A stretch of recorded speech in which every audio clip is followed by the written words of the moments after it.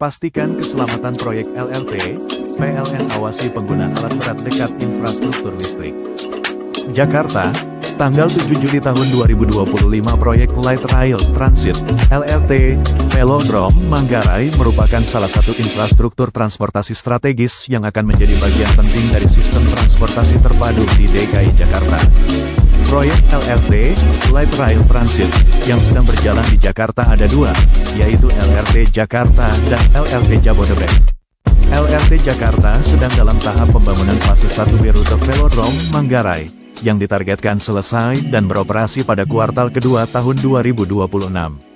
Sedangkan LRT Jabodebek sudah beroperasi dan menghubungkan beberapa wilayah di sekitar Jakarta, Bogor, Depok, dan Bekasi.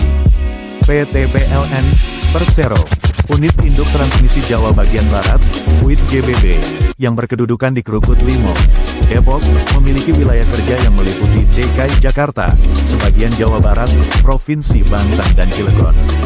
Unit Pelaksana Transmisi, UPT, Pulau Gadung merupakan salah satu unit kerja di bawah PLN UIT GBB, menunjukkan komitmen penuh dalam mendukung proyek strategis nasional, PSN, dengan menjalin koordinasi intensif dan kolaborasi aktif bersama pemilik proyek Light Rail Transit, LRT, Velodrome Rawamangun, Manggarai.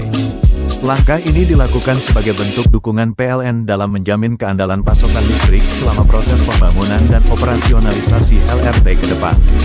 Untuk itu, sinergi antara PLN dan pemilik proyek menjadi sangat krusial guna memastikan bahwa kebutuhan daya listrik untuk pekerjaan operasional nantinya dapat terpenuhi secara andal dan berkelanjutan.